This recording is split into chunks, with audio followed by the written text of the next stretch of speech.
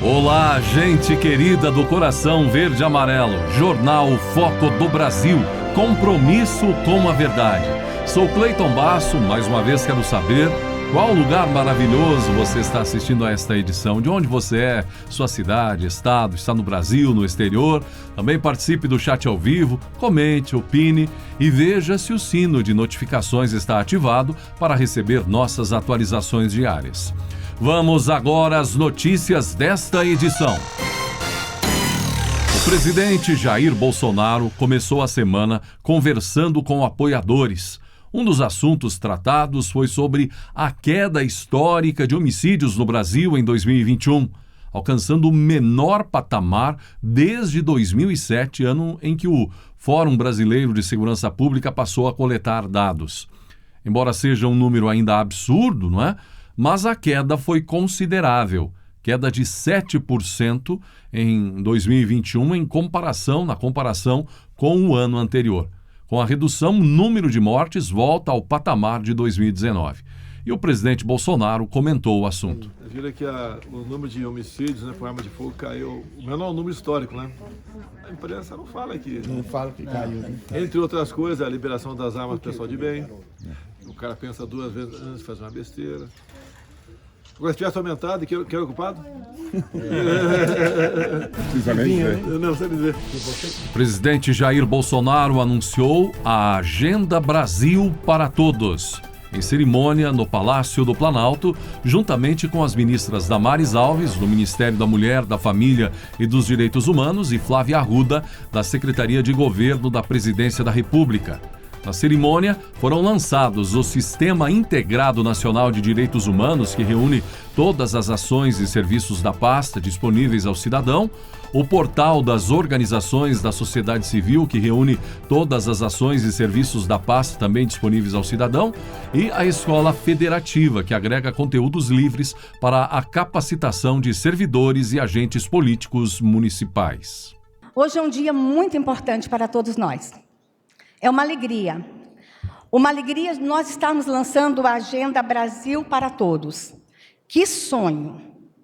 E hoje a gente cumpre também uma promessa de campanha do governo Bolsonaro, que já estava sendo cumprida nos 3 anos e hoje a gente apresenta ela em forma de sistema, uma forma integrada. Nós temos vários sistemas que compõem a Política Nacional de Direitos Humanos. E hoje nós estamos entregando para o Brasil um sistema único onde qualquer cidadão poderá acessar e encontrar os demais sistemas. Estamos trabalhando muito e trazendo para o foco da discussão de direitos humanos o direito da família. E aqui eu encerro o meu discurso dizendo o seguinte: os filhos pertencem aos pais. As autoridades que estão afirmando que os filhos pertencem ao Estado estão redondamente enganadas. Este é um governo que garante também o direito da família, a autonomia da família, e isso é direitos humanos. Está na Declaração Universal dos Direitos Humanos, que todos têm direito a uma família. Se tem direito a uma família, a família também tem direito sobre os seus filhos. Que fique registrado. Que Deus abençoe o Brasil.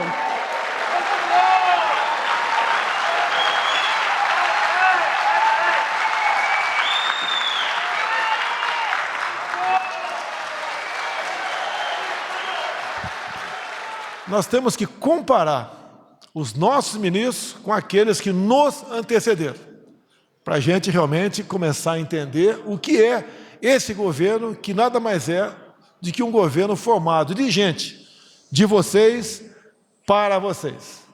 Então o trabalho dessas pessoas é simplesmente fantástico. É um governo realmente que demonstra, com ações, que é cada vez mais inclusivo.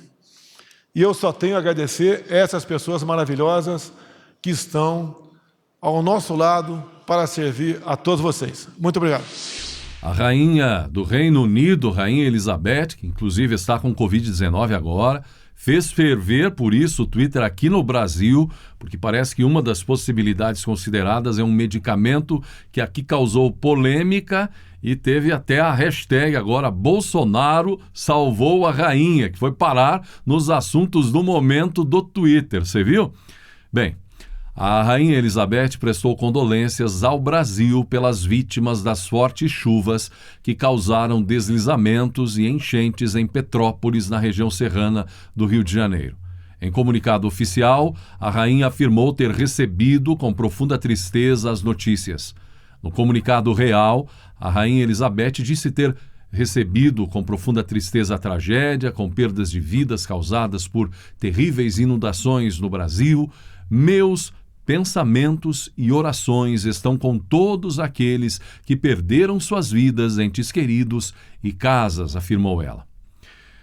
Pois é, gente. E sobre Petrópolis, as buscas continuam. Nesta altura, tudo é uma questão de tempo, de confirmar as vidas perdidas, para chegar a algo em torno aí de 300 vidas consumidas.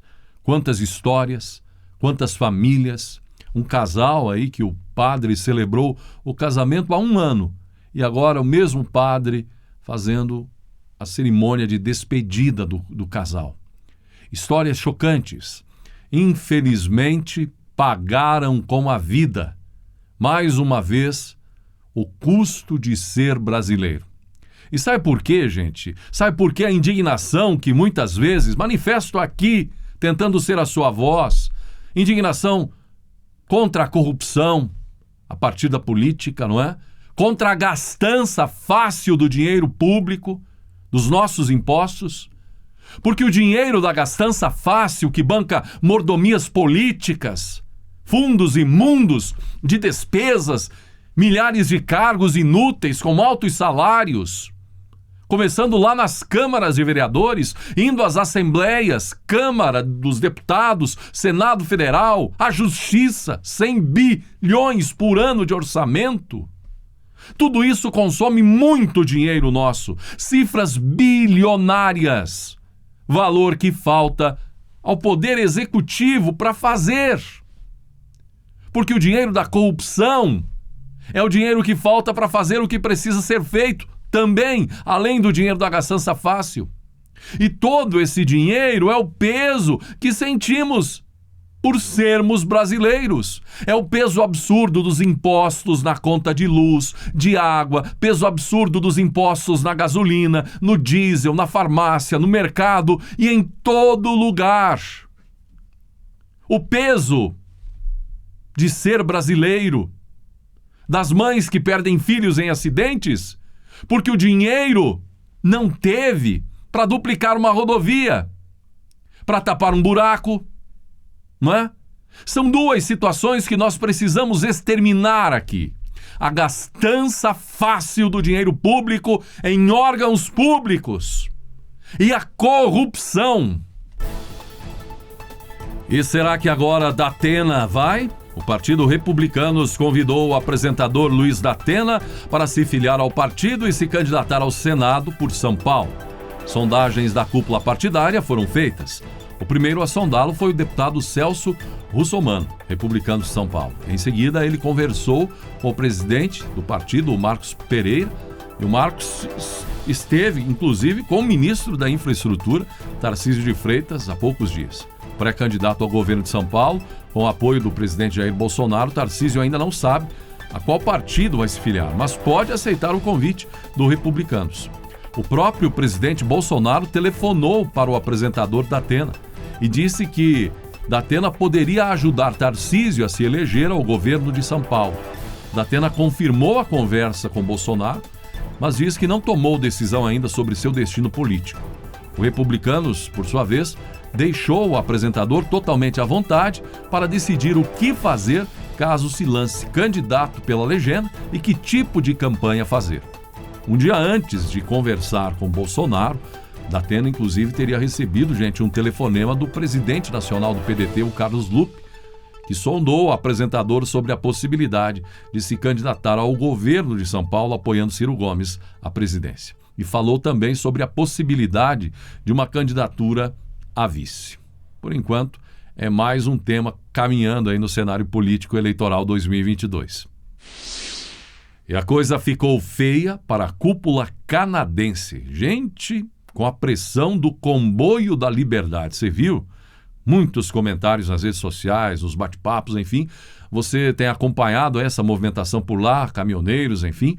Autoridades do Canadá prenderam dezenas de pessoas, rebocaram mais de 50 carros de manifestantes que integravam o comboio da liberdade por manifestações contrárias a medidas de enfrentamento à Covid-19 no Canadá.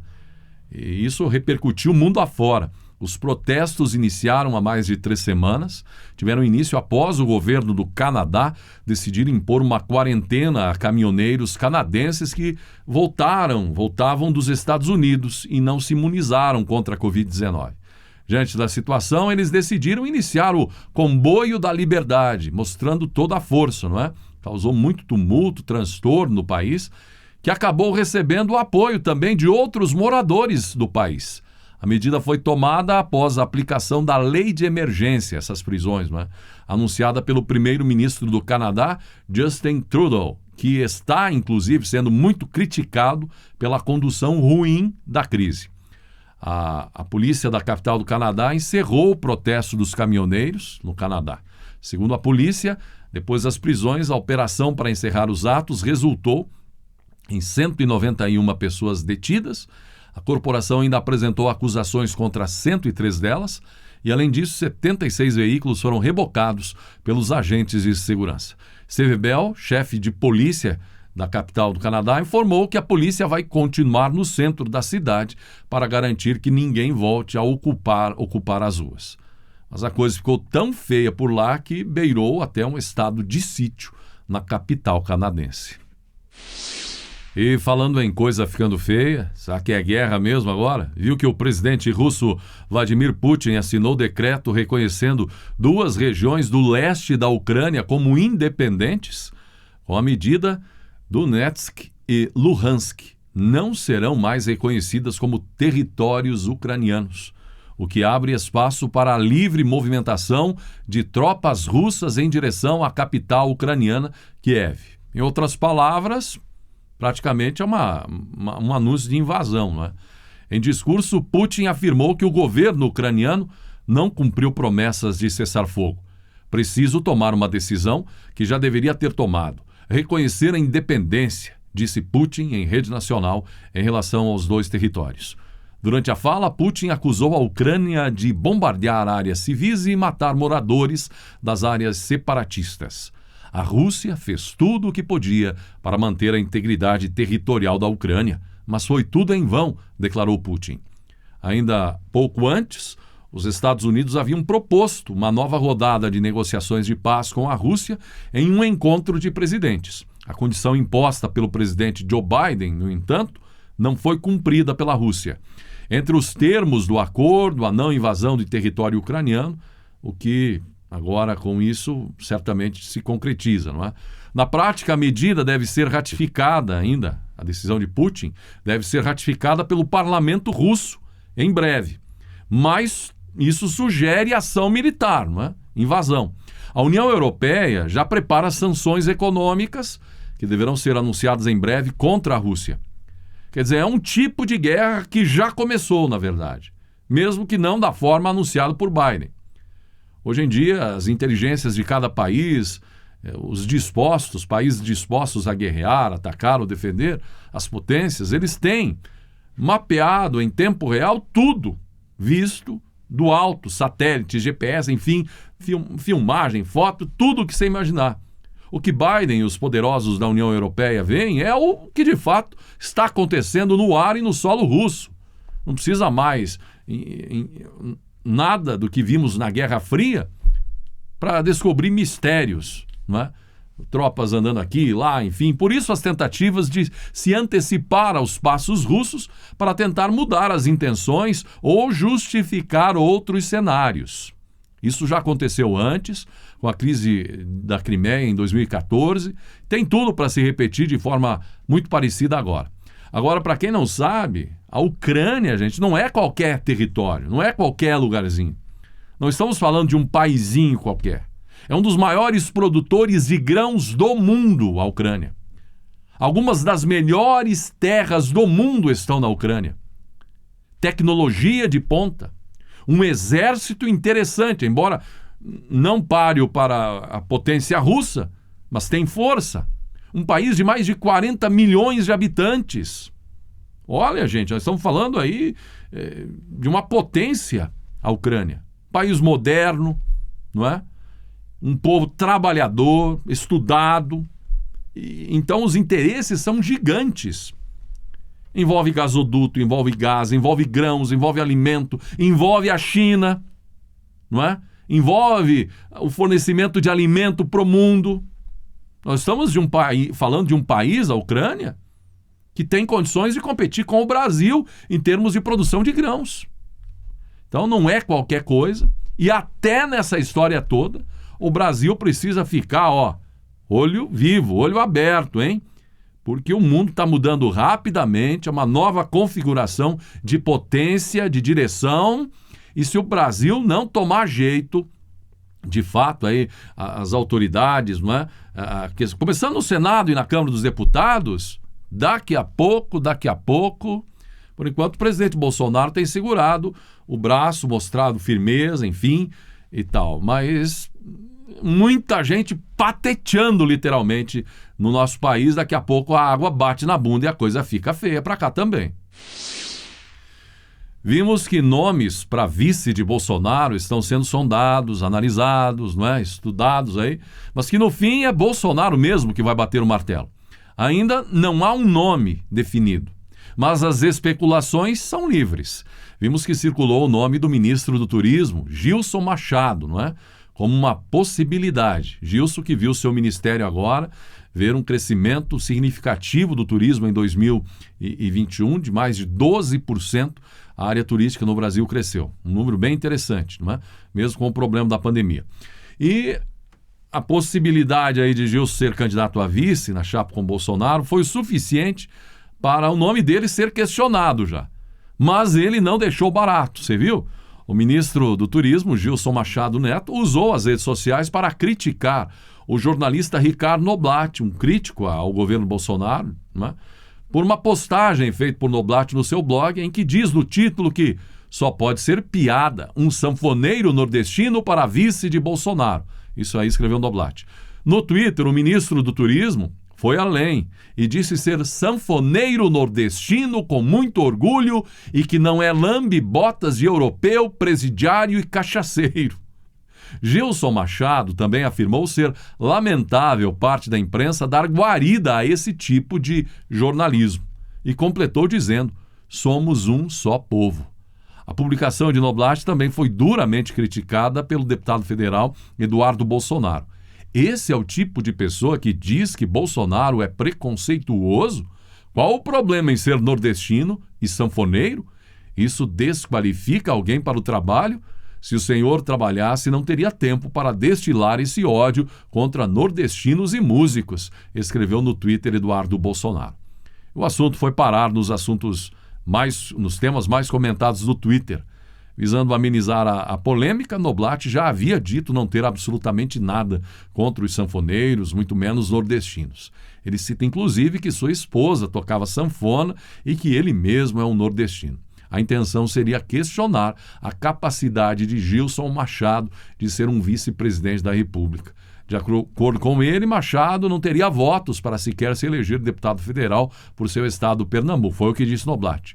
Só esqueceu de dizer que o cara de quem ele fala é o melhor ministro do turismo que o Brasil já teve, defendeu um internauta criticando Noblat, entre os muitos que saíram em defesa de Gilson Machado nas redes sociais. E assim chegamos ao final desta edição do Jornal Foco do Brasil. Gratidão mais uma vez pela sua atenção e que Deus abençoe a você e a sua família.